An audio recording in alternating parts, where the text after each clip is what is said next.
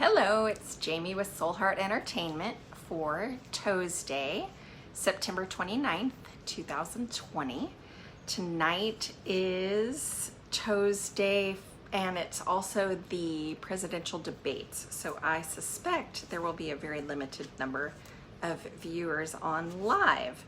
So one of the things that I have come up with is a way to do just a little bit of an education piece around the toe reading itself, and then to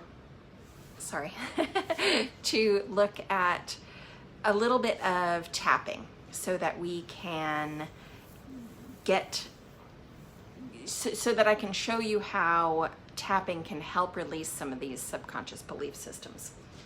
So one of the things that we do is we want to look at both of your feet. Know that if you're right-handed, your right foot is all about how you show up in the world. If you're left-handed, it might be switched if you're left-handed, but that's kind of rare because it's really only the 1/100th% that's going to be the case, but it does happen on occasion where it's reversed, where the right foot would then be your internal self and the left foot would be your external self. But for the purposes of the masses, if you will, we're going to say that toe reading shows up as if we're all right-handed, okay? So if it feels like it might be reversed for you or somebody that you know, then of course go ahead and go with that. Trust your intuition when it comes to that. So for your right foot, it's going to be your external self. For your left foot, it's going to be your internal self. The toes mean something for each of the feet. So the big toe is the big picture or your destined path. What that means is on the right hand side, it's going to be all about out here in the real world, and on the left foot it's going to be all about your internal journey. So it still means the big toe is your destined path or your destiny, but it's different from the right foot to the left foot. On the left foot, it's all about how we're traveling that path internally, and how that shows up for us, kind of in that heart space, right? The external side of it is where it shows up on your right foot. So the same is true with all the other toes. The second toe, the pointer toe, is the communication toe. The middle toe is action and temperament. The ring finger toe is relationships, and the baby toe is the only one that's a little bit different from foot to foot. On the right foot, or our external self side, it's all about prosperity and abundance, and on our left foot, it's all about faith and trust. Okay, so we've got that out of the way, and in the month of September, and during the Soul Heart Entertainment's Karmic Soul Reset program, I'm just going to talk a little bit about that. That's a 6-month program to get to the root of the subconscious belief systems that we have and help release those. What that means to somebody's success level or happiness level or balanced lifestyle level is when we get to the heart of where the emotions are getting blocked and where they're not showing up to serve us. That means that they're showing up to stop us or create obstacles or create drama or mayhem or chaos or any of the other things that might hold us back from achieving the most successful and the most prosperous and the most happy of lives and lifestyles that we're perfectly capable of living. In fact, we're actually here to live those fabulously wonderful experiences rather than be in challenge and chaos and mayhem. So, hey Sam, how are you? So glad you're here. So we were just talking about how the destined path, which is our theme for the month of September, shows up on our right foot as our external self and our left foot as our internal self. That's of course the typical scenario. And what that means is that on the right foot, or if it's left for you, I know that we had a conversation about this, but let's just assume that because you're, are you right-handed or left-handed, Sam? Let's assume you're right-handed, or that you would throw a ball with your right hand, or you would hit a golf club with your right hand. That's kind of the gauge of what, I think there's a certain amount of ambidextrousness to both the left hand and the right hand. And so people who write left-handed are not necessarily switched, if that makes sense. So when we're talking about people who are truly switched, it's a really, really rare scenario, but it does happen. Anyway, so our external self is all about how we show up in the world. So that is, in general, the right side.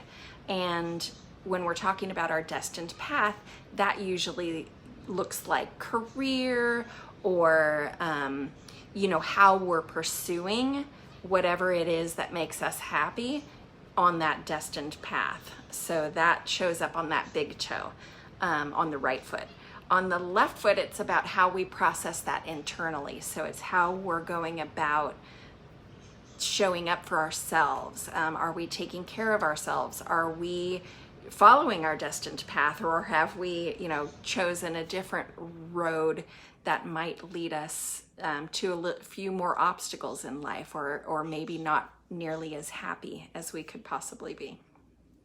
So those are interesting things to contemplate. Now, when we're hitting obstacles, there's often two ways of looking at obstacles. Obstacles can be the threshold of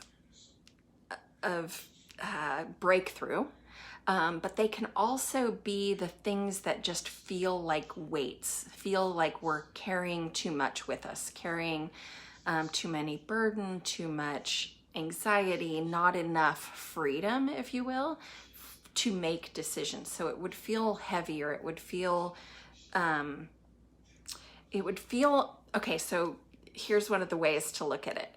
When you're excited about something versus when you're nervous, when you're excited versus anxiety, really, okay?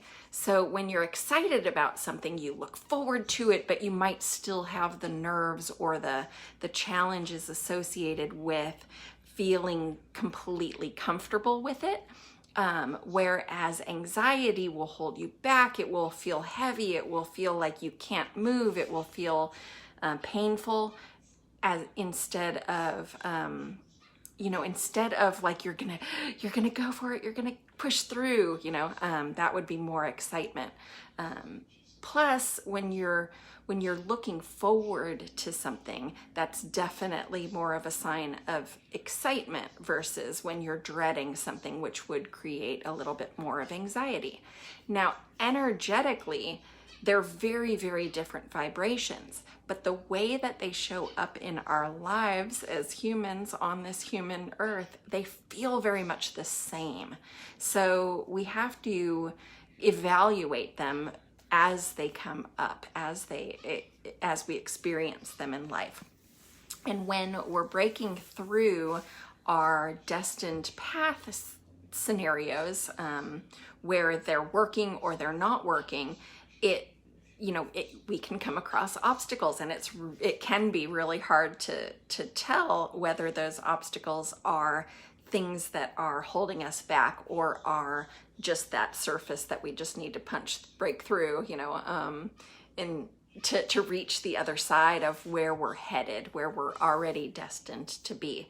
Now, the one thing that's really exciting about destiny to me is that we can never be off path.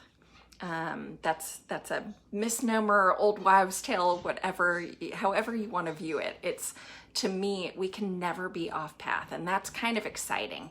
There were a lot of years in my past where I felt off path, or I felt like I wasn't doing what I wanted to do. I wasn't behaving the way I wanted to behave. I wasn't showing up in my own life, and therefore the life of my family around me, authentically and genuinely. And on this journey of self-discovery, it happened that I've come across that, all of those experiences that I thought were, holding me back were really just kind of there to experience, so that maybe I could empathize with some of my clients a little bit better. Maybe I could feel a little bit more ingratiated with how they're showing up in their lives. And so I maybe just have that empathy instead of the sympathy. Does that make sense? And if you don't know the difference between the two, they're huge difference. Sympathy is where you feel for somebody else, whereas empathy is you can feel the feelings that they feel. If that makes sense. You can imagine how they feel, is a sympathy, whereas an empathy is you can actually feel them because you've been there, done that. So I feel like the stuff that I went through, and there's so much drama, so much mayhem and chaos, and anyway, so all of it has led me to where I am today, which is on a much happier, in a much happier lifestyle, in a much happier place. Of course, I still have wonderful things that I'm still working on, and I don't think anybody should, in my personal opinion, ever not be on that path of trying to better themselves. So, for me, that's just part of being human, is we're on this path to how do we create a better life for ourselves? How do we create a better life for our family? How do we hold on to being there the way that we need to be there, or the way that we need to learn to be there for whoever, whatever is important to you. One of the other things that I've learned fairly recently is when you don't take care of yourself first, it will drag you down. It will drag you into the marshes, if you will. It feels like molasses to me. Life goes so much slower. Being able to reach your destined path, it feels so far out of reach. It feels so much more uncomfortable when you're not, when you're not living authentically, okay? And by authentically, I mean maybe, I can think back to school when I first started college. Of course, I wanted to do the things that I wanted to do in college, and yet, I wasn't the one always paying for everything. So I felt very obligated to whatever my parents wanted me to do because they were helping me pay some of those bills. So when I finally came to a point where I was pursuing a career that didn't serve what is my destined path, which is far more artsy, far more,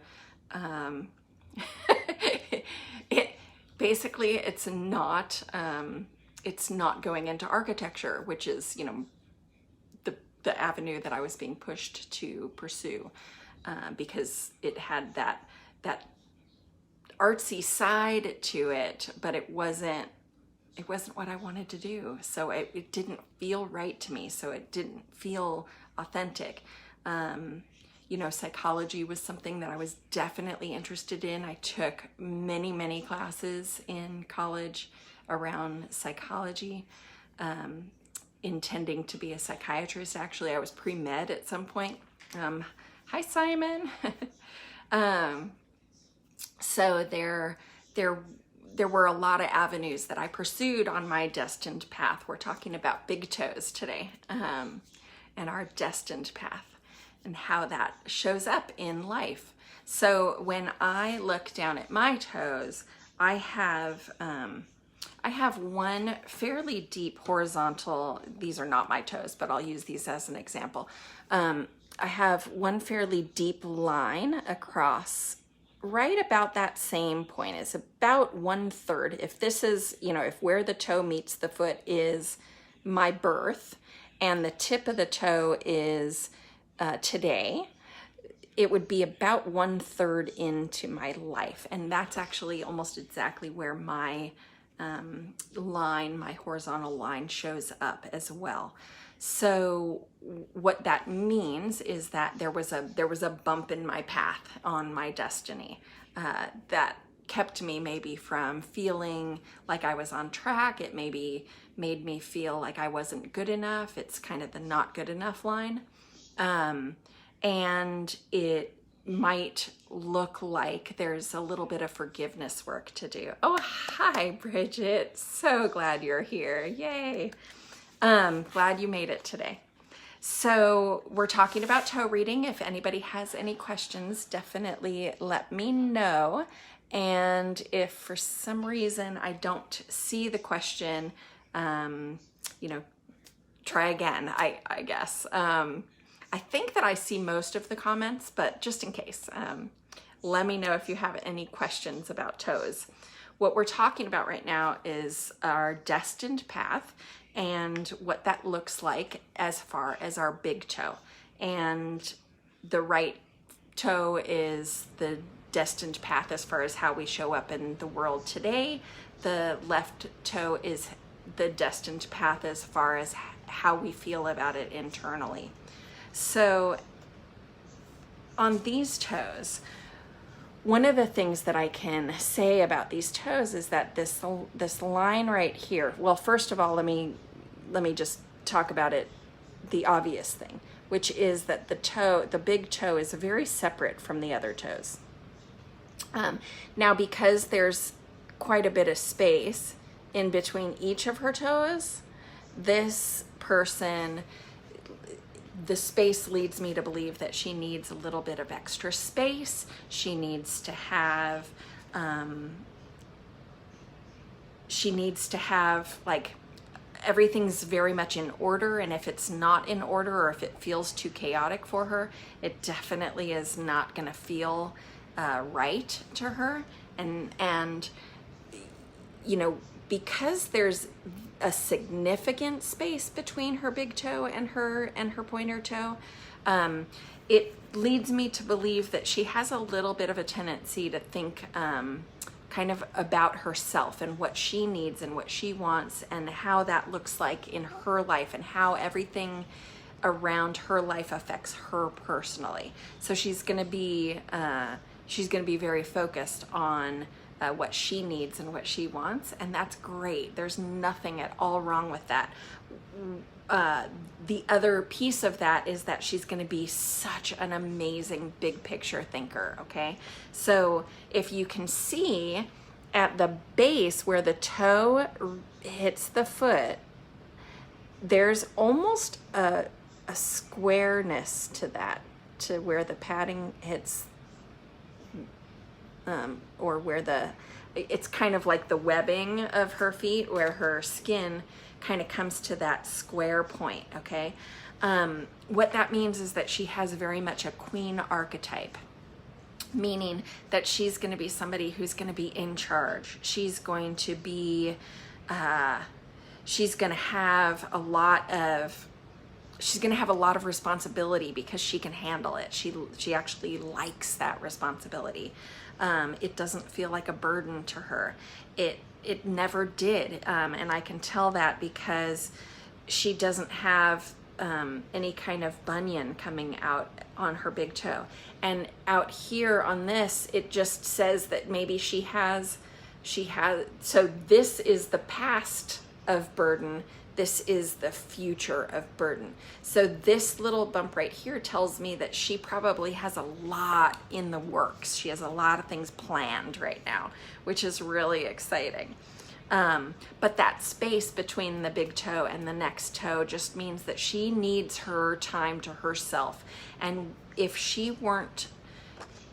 wasn't somebody who honored that, it would show up as lashing out at the people around her. It would show up as a real disrespect for them and for herself, because she's not taking that time for herself that she desperately needs to kind of reset everything to be in a place of giving and in a place of providing. So if her family life took over, for example, and she was not able to take that time for herself, it would feel very uncomfortable for her, and she would make it uncomfortable for everybody else also. Now, of course, because that would be showing up subconsciously, you know, she doesn't know any better. And so one of the things on the journey of self-discovery and of self-mastery is making sure that we're taking care of ourselves, making sure that, especially if we have that toe that has that, you know, significant space between the big toe and the next toe. I'm just kind of like, I can see so many of the people whose toes that I read have that space. Even this person who doesn't have a whole heck of a lot of space between it, at the back, at the core of who this person is, they need time to themselves. So anyway, so that's kind of how that shows up, and what that looks like as far as when we're showing up authentically on our destined path. There was one other thing that I wanted to talk to you guys about today. So I think I've talked about the toenails being the windows to the soul. Okay, so I know everybody always says the eyes are the window to the soul. Absolutely, I completely agree with that. When you look into somebody's eyes, you can genuinely see something beyond just their eye color, right? It's a very personal, very sensual thing to feel like you're being seen, right? When you're looking into somebody's eyes, it can be so sexy. And when we're looking at toes in toe reading, we're also looking at the nail and how the nail shows up. So on toes, like because I can see, it's almost like you're looking up into how the toenail shows up, right? So you're almost viewing the toe from this angle. You can see how her toenail is nice and curved. Okay, her toe skin is also very curved, right?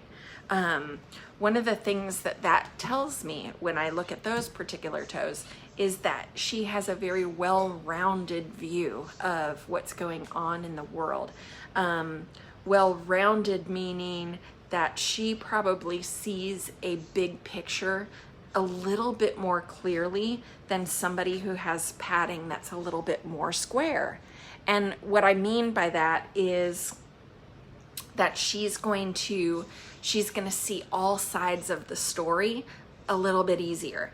The person with the square toe or the square padding, and let me just show you the difference between somebody with a round toe and somebody with a square toe padding. Okay, so you can see here, let me see if I can put these two together and you can see that. Okay, so see how round this toe is, and how square this toe is as far as like the padding itself.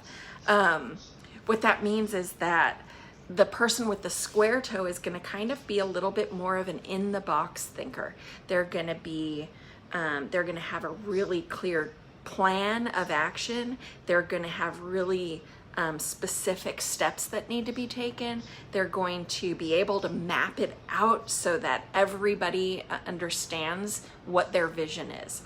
Whereas somebody with a round toe is going to have they're going to be able to see the big picture better, but maybe not be as clear about what that looks like, okay? How that shows up in reality, how that affects their life, because they can see so many different sides of the coin and sides of the puzzle, if you will, that they have trouble, or they can have trouble communicating how to go about putting any kind of plan into action, putting any kind of that's not to say that they're not going to be good planners. They can absolutely be good planners. But this would be somebody who might need a little bit of structural help and, a little bit more prodding, if you will, in life, because they're going to be far more philosophical and far more gentle and kind of beat around the bush, round. Kind of all those descriptive words that have that roundness to them, right? So this person would know exactly how to tell an assistant what needs to happen and when it needs to happen and when it needs to be done by, right? This person's going to have a little bit of a harder time communicating exactly what needs to be done, and definitely they're going to be challenged on setting timelines for themselves and or others, because it's not going to come across as clear, because they see too much, if you will. I mean, it's not too much, but they have a very big idea of what could possibly happen. And so I think of it as a cruise ship, right? When you're cruising on a cruise ship, it's not like they can just spin the wheel and turn left.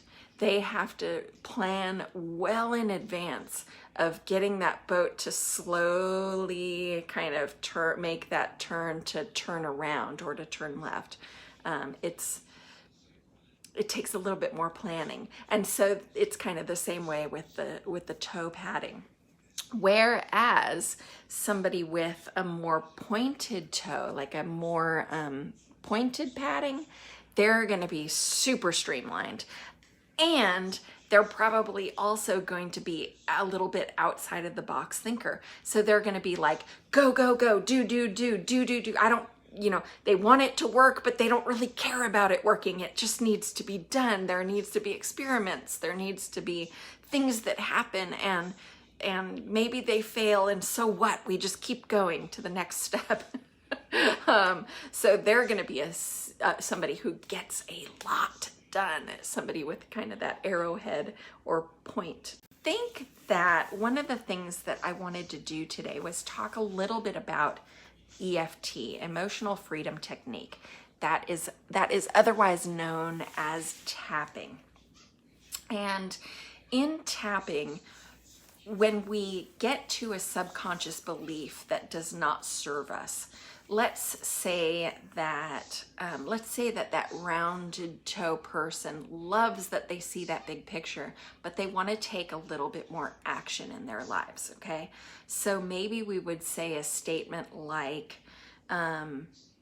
action doesn't happen easily for me.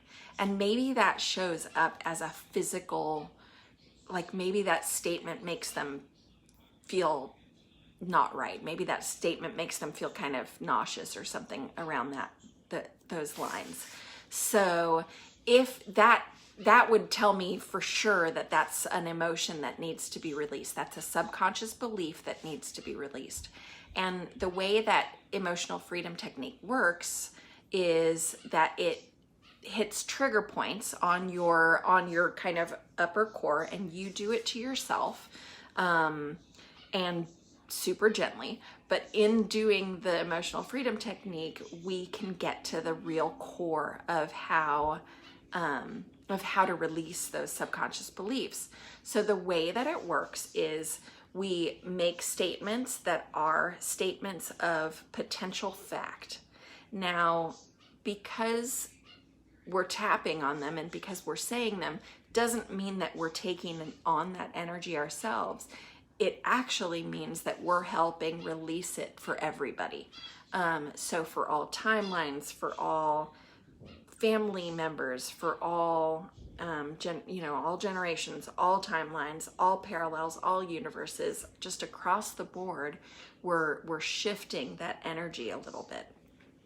And it can be a lot if it's something that's really held you back and is really powerful, and it's been so far suppressed that you haven't acknowledged it, or that you've just ignored it, or it's been something that has maybe felt heavy, but there's never been any real resolution around it.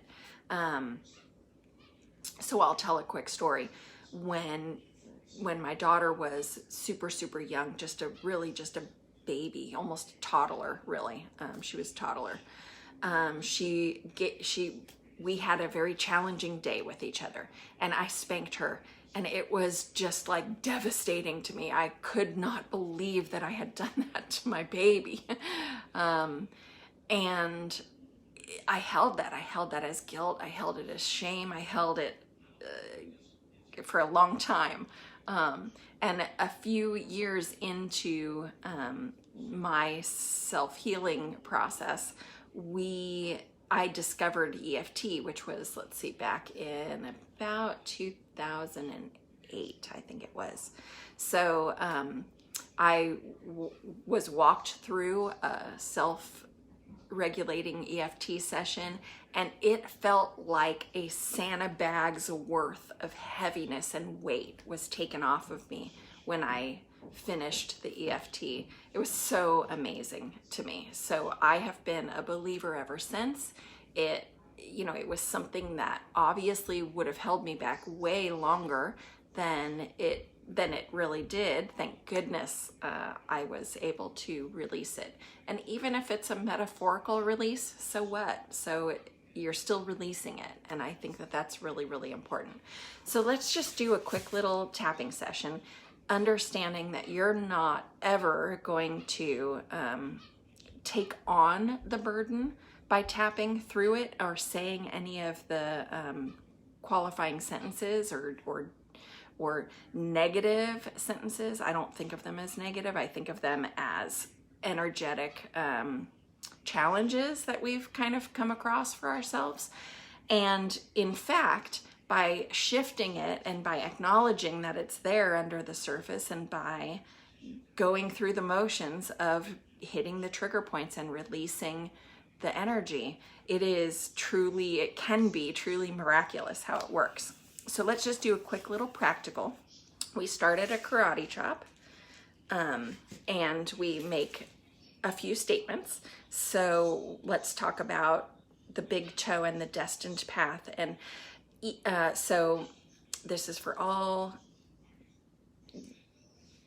You would want to be able to evaluate where you're at physically on this and emotionally on this, and maybe write it down ahead of time. So check in with your body, see if you feel anything that is there that feels like a challenge.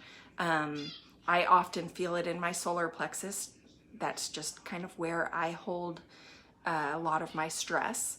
And so when I say the statement, I don't plan well, or everything's gonna fall apart, or, if I concentrate too much on everybody, I can't accomplish anything, like those kind of statements might show up in my stomach is what it is. So it shows up as kind of a knot in my stomach, or kind of a nagging feeling in my stomach.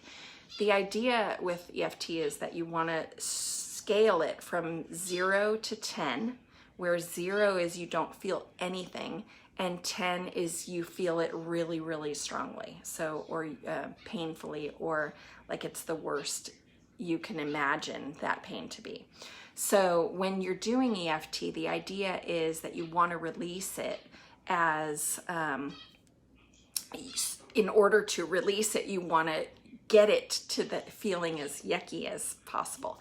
So kind of just acknowledging in your body where it shows up, how it shows up, whether it shows up little or not. Maybe think of an example of where that could take it to a little bit higher or a little bit yuckier.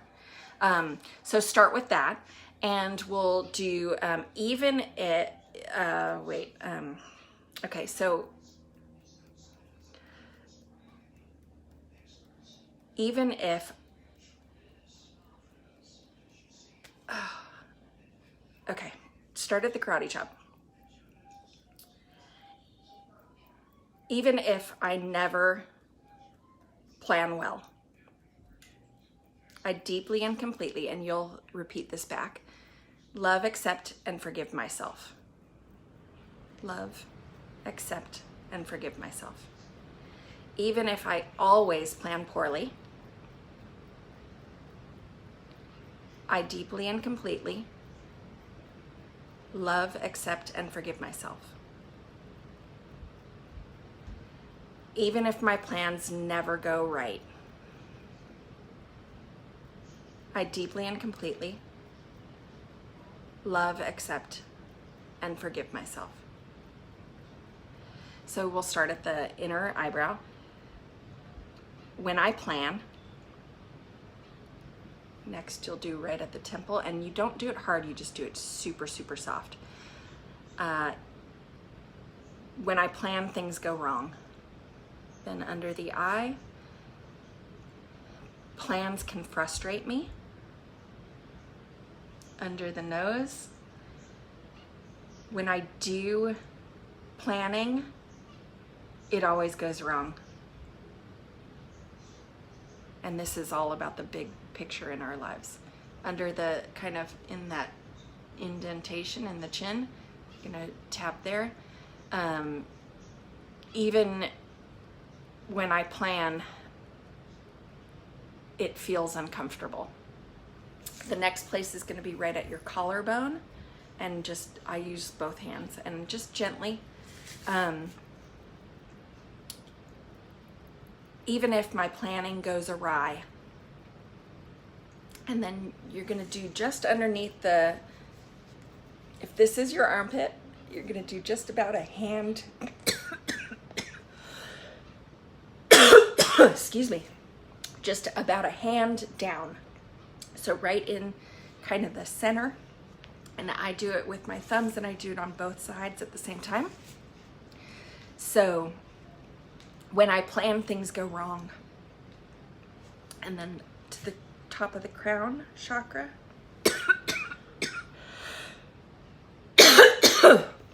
Woo, I'm releasing a lot for you guys.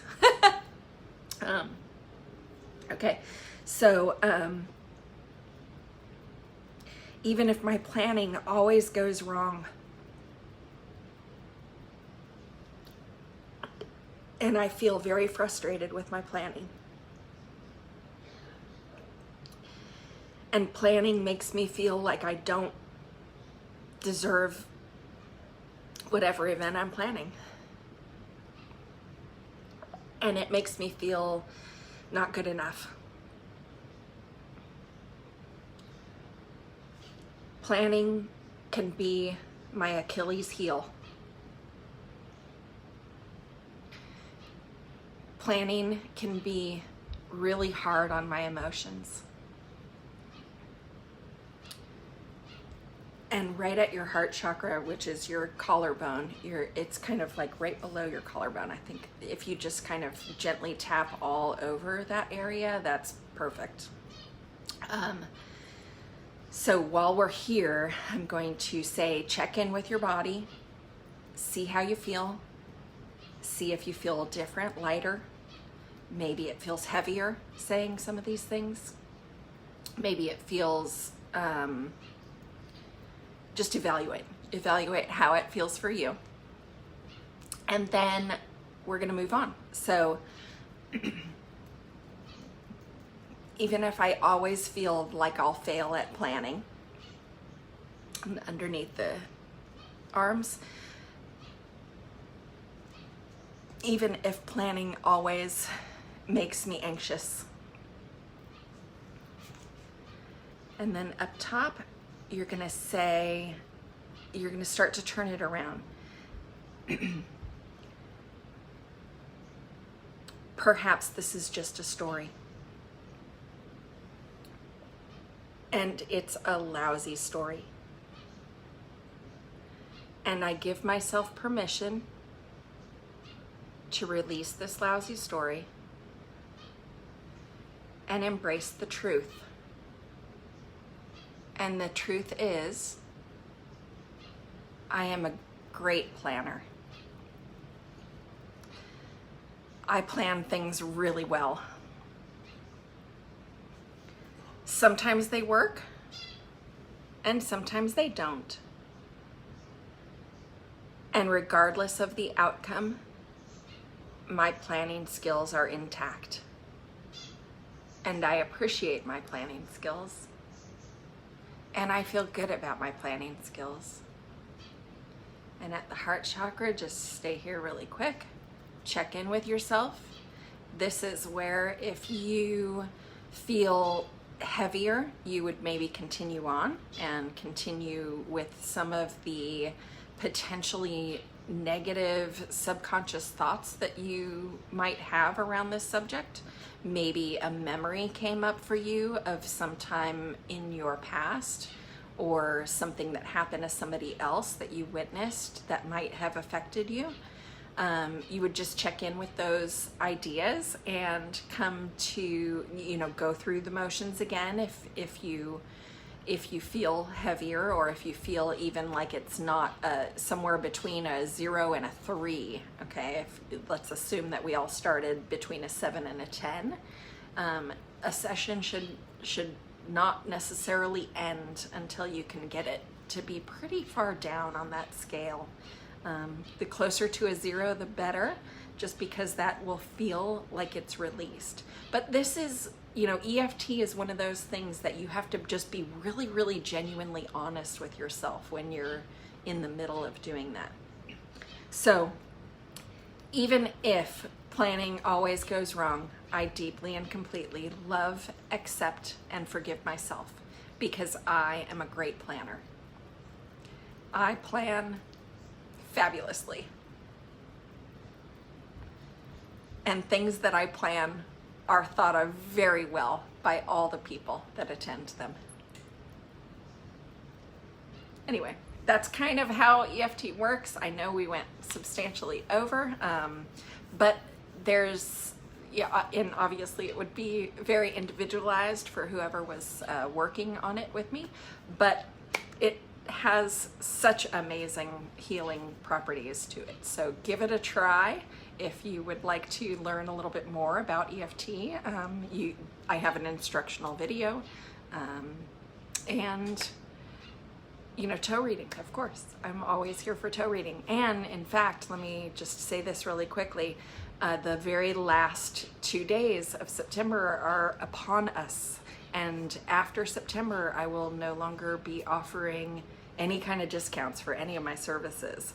So Soul Heart Entertainment, we have parties, we have online toe reading parties these days, we have individual toe reading sessions, we have what's called a royal toe reading, which is a toe reading that gets a little bit more in depth and a little bit more about the heart center.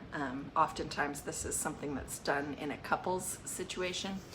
So we have all kinds of different toe readings. We also have different levels. So some are just basic and, just a little bit of information about what your toes are trying to tell you. The next level is intermediate, where we go into more detail about not just what your toes are saying, but maybe give you some suggestions on how to release those. And then a comprehensive toe reading, which is the only kind of toe reading that I usually do, is a little bit more in depth. Well, no, it's a lot in depth. I spend quite a bit of time going into some detail, doing some tapping, practical, and just allowing you to experience how to release some of the subconscious beliefs that show up there so that you can go forward and prosper. Anyway, thank you for being here today. I wish you very, very well, and join me next time on Tuesday at 6 p.m. California time for ToesDay. Thanks for being here. Bye for now.